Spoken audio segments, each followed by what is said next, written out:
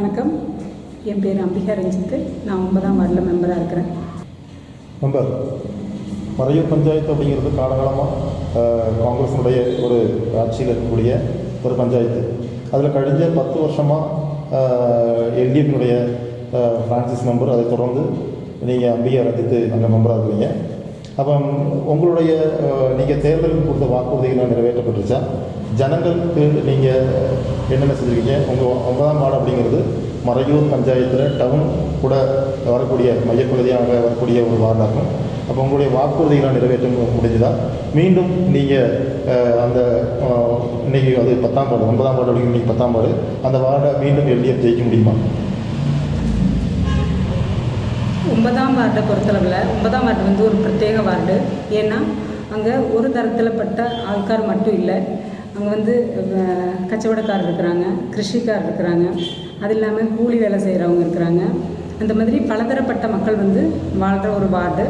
அந்த மாதிரி வார்டில் வந்து நாங்கள் எலெக்ஷனில் நிற்கும்போது பிரகடன பத்திரிகையில் கொடுக்கும்போது கச்சவடக்காரர்களுக்கெல்லாம் அங்கே உள்ள ஒரு மெயின் பிரச்சனை என்னதாக இருந்துச்சுன்னா மாலின்யம் சம்ஸ்கரணம். அவங்களுக்கு வந்து கடைகளில் உள்ள வேஸ்ட்டு, அதாவது பழங்கள் போல் பச்சைக்கறி போல் உள்ள வேஸ்ட்டுகள் வந்து அது அப்படியே அடைஞ்சு கிடக்குது, அதை எடுக்க முடியல அப்படிங்கிற ஒரு மெயின் பிரச்சனையாக இருந்துச்சு. அதுக்கு நமக்கு பரிகாரம் காண முடிஞ்சிருக்குது. ஏன்னா சம்ஸ்தான சர்க்காரோட 4 மிஷனில் முக்கியமான ஒரு மிஷன் வந்துட்டு சுஜித்த மிஷன். அதில் வந்துட்டு நல்லபடியாக நமக்கு செய்ய முடிஞ்சிருக்குது. 2 பேரும் ஹரிதகர்ம சேனையில் உள்ளவங்க நம்ம வந்ததுக்கப்புறம் தான் அவங்கள எடுத்து இப்போ எல்லா கடைகளிலும் வேஸ்ட் எடுக்கிறதும் பிளாஸ்டிக் எடுக்கிறதும் அந்த மாதிரியெல்லாம் நல்லபடியாக போயிட்டுருக்குது. அதை நமக்கு செய்ய முடிஞ்சிருக்குது. அது மட்டும் இல்லாமல் கிருஷிக்காரங்க கூடுதல் உள்ள வார்டு.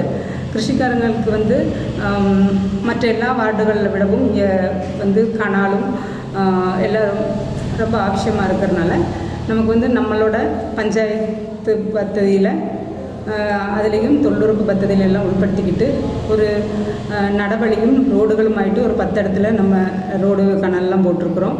அது மட்டும் இல்லாமல் கிருஷி கனால் பண்ணி கொடுத்துருக்குறோம். அழுக்கு கனால் மட்டும் இல்லாமல் கிருஷி கனால் ஏகதேசம் பண்ணி கொடுக்க முடிஞ்சிருக்குது. அது மட்டும் இல்லாமல் க்ஷீர கர்ஷகர் நம்ம வார்டில் ரொம்ப பேர் இருக்கிறாங்க. அவங்களுக்கு வந்து எல்லா வருஷமும் நம்ம பദ്ധதிகளில் உட்படுத்திக்கிட்டு அவங்களுக்கு தேவையான பால் சப்சிடி காரியங்க இப்போது பால் சொசைட்டிலேருந்து கொடுக்கறதுக்குள்ள நடவடிக்கைகள் செஞ்சுருக்குது. அவங்களுக்கு வந்து பசு கண்ணுக்குட்டி எல்லா வருஷமும் அருகதைப்பட்டவங்களை தேர்ந்தெடுத்து நம்ம கொடுத்துட்ருக்குறோம்.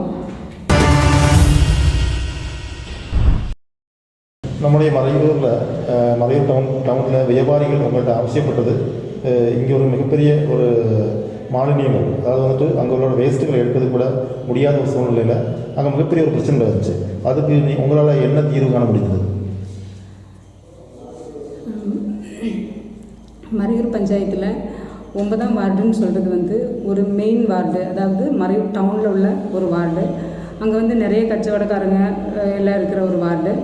இதில் வந்து அவங்க நம்மளோட எலெக்ஷன் சமயத்தில் ஆவசியப்பட்டது மாலின்ய முக்தமாக்கணும் அப்படின்னு. ஏன்னா டவுனில் பார்த்திங்கன்னா 5 வருஷ காலத்துக்கு முன்னாடியெல்லாம் எல்லா இடத்துலையும் அங்கங்கே குப்பைகள் கொட்டி வச்சு அழுகி போன பொருள்களை கொட்டி வச்சுட்டு சீஞ்சி நாரி ரொம்ப அசிங்கமாக இருந்துச்சு.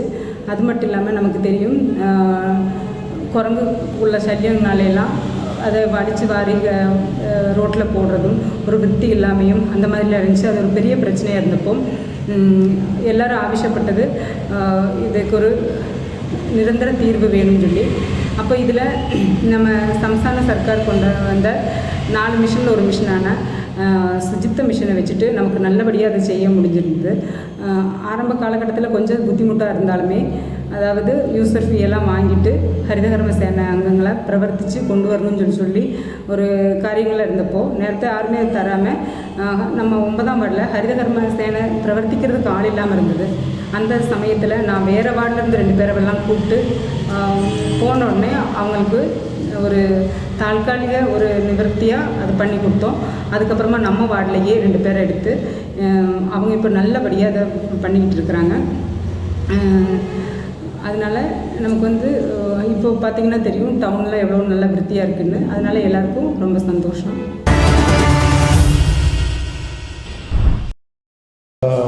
நம்முடைய மறையூர் பஞ்சாயத்தில் குடிவெள்ளம் ஒரு மிகப்பெரிய ஒரு பிரச்சனை.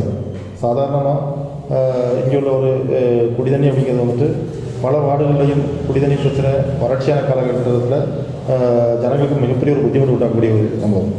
ஆனால் கழிந்த 9 வருஷமாக மாசியில் உங்களுடைய குடிதண்ணி ஜனங்களுக்காக வேண்டி குடிதண்ணி எத்திச்சு கொடுக்கறதுல உங்களுடைய செயல்பாடு எப்படி இருந்துச்சு?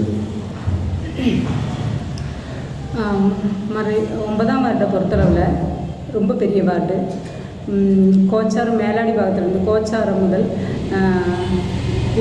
கோச்சாரம், மாசிவயல், கூடவேல், பின்ன கோட்டக்குளம், கோவில் கடவு, இப்படி நிறைய ஏரியா உட்படுற ஒரு பெரிய வார்டு. இந்த வார்டில் வந்து தண்ணி பிரச்சனை வந்து முதல்ல இருந்தது தான். எனக்கு முன்னாடி இருந்த முன் மெம்பர் கேவி ஃப்ரான்சிஸ் அவர்கள் வந்து அதை நல்லபடியாக நடத்துறதுக்கு தொடங்கி வச்சுட்டுமே அதில் கொஞ்சம் பிரச்சனைகளாக இருந்தது. எப்படின்னா, தண்ணி வராத காலகட்டத்தில் அவர் தண்ணியெல்லாம் டேங்கில் அடித்து கொடுத்து அந்த மாதிரிலாம் செய்ய வேண்டிய ஒரு சூழ்நிலை இருந்துச்சு. நான் வந்தப்பவும் அதே மாதிரி ஒரு பிரச்சனைகள்லாம் இருந்தது. அப்போ இது ரொம்ப மெயின் பிரச்சனைன்னு தெரிஞ்சுக்கிட்டு நம்ம வந்து எல்லா மாதமும் அந்த பிஜி கமிட்டிக்காரங்களை கூப்பிட்டு எங்கெங்கே பிரச்சனை இருக்குது, அதை எப்படி பரிகரிக்கலாம் அப்படிங்கிற மாதிரி பேசி, எந்த பாதிராத்திரியாக இருந்தாலும் யாருக்கு தண்ணி பிரச்சனையாக இருந்தாலும் அங்கே போய் நாங்கள் நின்று எல்லா காரியங்களும் பார்த்து தண்ணி கொடுக்க முடிஞ்சுது. அதை வந்து இப்போ வந்து எல்லா இடத்துலையும் கரெக்டாக தண்ணி போயிட்டுருக்குது, எந்த பிரச்சனையும் இல்லை.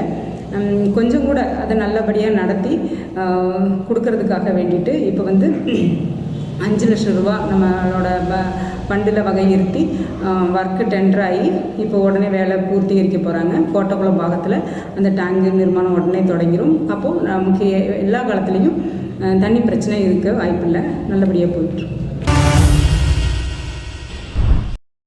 நம்முடைய கேரளத்தில் இடதுசாரியினுடைய ஒரு மிகப்பெரிய ஒரு கனவு திட்டம் அப்படிங்கிறது வந்துட்டு லைஃப் பவன் பஸ் திட்டம். மறையூர் பஞ்சாயத்தில் எல்லா வார்டுகள்லையும் இந்த லைஃப் பவன் பദ്ധதி திட்டம் வந்து நடைமுறைப்படுத்திருக்காங்க. ஆனால் 9ஆம் வார்டு அப்படிங்கிறது வந்துட்டு ஒரு கார்ஷிக விவசாயம் செய்யக்கூடிய ஒரு மிகப்பெரிய ஒரு மேகலை. பல வருஷங்களாக அங்கே வந்துட்டு நெல் வயலும் அதுபோல் கரும்பு விவசாயமும் நடத்திட்டு இருந்தாங்க. அங்கே இந்த லைஃப் பவன் பദ്ധதி திட்டம் எந்த அளவுக்கு உங்களை நடைமுறைப்படுத்தப்பட்டுச்சு, அதில் ஜனங்களுக்கு எந்த அளவுக்கு பிரயோஜனப்பட்டிருக்குது?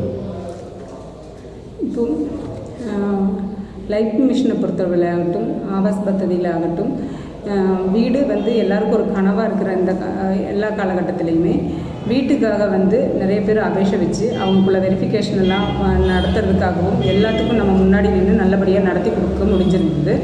ஆனாலும் அந்த வார்டில் வந்து கூடுதல் கிருஷி இடம் ஆனதுனால அது கரும்பில் நிலங்கிற இடத்துலையும் டேட்டா பேங்கில் உள்பட்டு கிடக்கிறதுனால நமக்கு வந்து நிறைய பேருக்கு நம்ம உத்தேசித்த அளவுக்கு வீடு கொடுக்க முடியாத ஒரு அவஸ்தையாக இருந்துச்சு. அதுக்காக வேண்டி நம்ம நிரந்தரமாக கலெக்டர்கிட்டையும் எல்ஐ கமிட்டிலையும் எல்லாம் நம்ம வார்டில் அருகதைப்பட்டவங்களுக்கு வந்து வீடு கிடைக்கிறதுக்காக வேண்டிட்டு அக்ஷய வழி கொடுக்கறதுக்காகவும் அவங்களுக்கு அபேஷை எழுதி கொடுத்துட்டும் கலெக்டர்கிட்ட கேட்டுட்டும் எல்லா காரியங்கள்லையும் நம்ம சஜீவமாக நின்றுக்கிறோம். ஏன்னா தண்ணீர் தட நியமம் வந்ததுனால அவங்களுக்கு வந்து கிருஷி இடத்துல வீடு கட்டக்கூடாதுங்கிற ஒரு காரியம் இருக்கிறதுனால தான். ஆனால் ஒரு மெம்பருங்கிற ரீதியிலே நானும் பார்ட்டியில் உள்ளவங்களும் உட்பட்டுக்கிட்டு நம்ம அது தொடர் நடவடிக்கையாகி போய்கிட்டு இருக்கிறோம். இப்போ அதெல்லாம் ரெடியாகி வந்துச்சுன்னா எல்லாருக்கும் வீடு கிடைக்கும். அது மட்டும் இல்லாமல் இப்போது 30-40 வருஷமாக வீடு உள்ளவங்க, அது நிலமாக இருக்கும், அதில் வீடு உள்ளவங்களுக்கு வந்து அந்த வீட்டு நம்பர் வச்சுட்டு வீடு கொடுக்கலான்னு சொல்லிட்டு மற்ற பஞ்சாயத்துகளில் நடப்பிலாக்குறாங்க. ஆனால் மறையூர் பஞ்சாயத்தில் அதை நடப்பிலாக்க மாட்டுறாங்க. இதனால் பாதிக்கப்படுறது பாவப்பட்டவங்க தான். ஏன்னா அவங்களுக்கு வந்து வீடு கிடைக்காம ரொம்ப கஷ்டப்பட்டுட்டு இருக்கிறாங்க.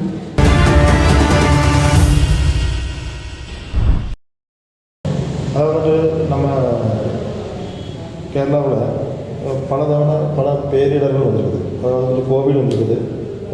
அதுபோல் பிரச்சனைகள் வரும்போது பஞ்சாயத்து மெம்பர் அப்படிங்கிற நிலைமைக்கு ஜனங்கள் மத்தியில் நீங்கள் என்னென்ன நல்ல காரியங்கள் செஞ்சுருக்கீங்க?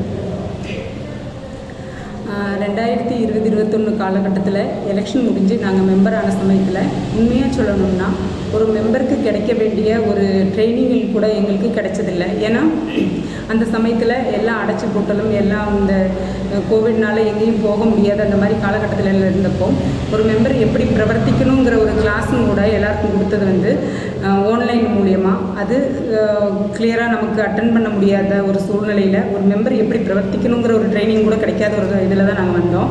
ஆனால் அப்படி இருந்துட்டுமே நம்ம வந்து அந்த சமயத்தில் ரொம்ப பேருக்கு சப்போர்ட் பண்ண முடிஞ்சுது. பார்ட்டியோட சப்போர்ட்லேயும் டிஒய்எஃப்ஐக்காரங்களோட சப்போர்ட்லேயும் நம்ம வந்து சுகமில்லாதவங்கள நம்ம ஒரு லாட்ஜில் ரூம் எடுத்து அவங்களெல்லாம் அங்கே நம்ம தாமசிக்க வைக்கிறதுக்கும் அவங்களுக்கு தேவையான ஃபுட்டு உண்டாக்கி கொடுத்தும் எல்லா காரியங்களும் வயசானவங்களுக்கெல்லாம் எத்தனை பேர் சாப்பாடு இல்லாமல் இருக்கிறாங்கங்கிற லிஸ்ட் எடுத்து நம்ம அவங்களுக்கு போய் எல்லாம் எத்திச்சு கொடுக்கறதுக்கும் நம்மளால் முடிஞ்சிருக்குது. அது மட்டும் இல்லாமல் சுகமில்லாதவங்கள கோட்டயம் மெடிக்கல் காலேஜ் அங்கே இங்கே எல்லாமே கொண்டு போகிறதுக்காகவும் நம்ம நல்லபடியாக செய்ய முடிஞ்சிருக்குது.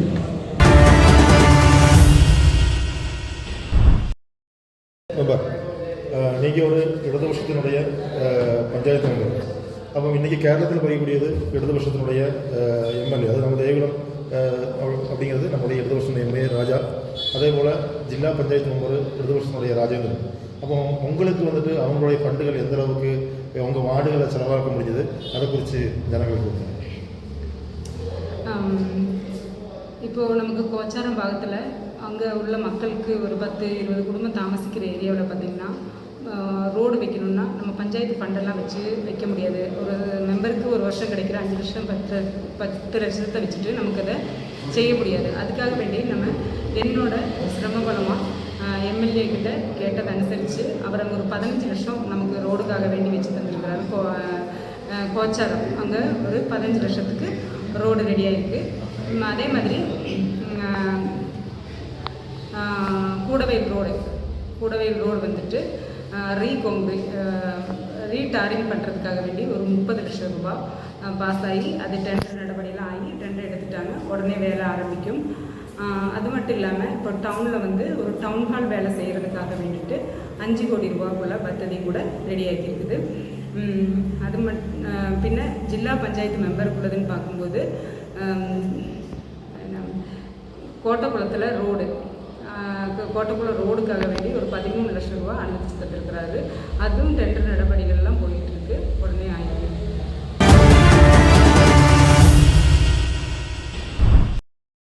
மறையூரில் காங்கிரஸினுடைய வர்ணத்தில் நீங்கள் ஒரு இடதுசாரி என்னுடைய மெம்பர். அப்போ உங்களுக்கு வளர்ச்சி திட்டங்களுக்காக வேண்டி ஒதுக்கக்கூடிய நிதிகள் அது எந்த அளவுக்கு ஒரு தடங்கள் இல்லாமல் உங்களுக்கு எளிமையாக அவங்க கொடுத்தாங்களா, இல்லாட்டி எல்டிஎஃப் மெம்பர் அப்படிங்கிறதுனால ஏதாவது தடங்கள் இருந்துச்சா? இப்போது மறைவு பஞ்சாயத்தை பொறுத்தளவில் காலகாலமாகிட்டு இப்போ அவங்க தான் ஆட்சி பண்ணிக்கிட்டு இருக்கிறாங்க. இப்போ ஒரு மெம்பருக்கு இத்தனை ஒர்க்கு தான் சொல்லிட்டு வரும்போது இப்போ தொழிலுறுப்பில் ஆகட்டும் 5 ஒர்க்குன்னு எழுதி கொடுத்தாலும் நமக்கு சிலப்போ வர்றது 3 ஒர்க்காக இருக்கும். அவங்களுக்கு 5 ஒர்க்காக இருந்தால் நமக்கு ஒரு 3 ஒர்க்காக இருக்கும். அந்த மாதிரி குறவுகள்லாம் வந்திருக்குது. அது மட்டும் இல்லாமல் அதே மாதிரி நமக்கு வந்து சிலப்போ 3 லட்சத்துக்குள்ளே இதாக இருக்கும், அவங்களுக்கு 5 லட்சம் ரூபாய்க்குள்ளே தான் இருக்கும். அந்த மாதிரி குறவுகள்லாம் வந்திருக்குது.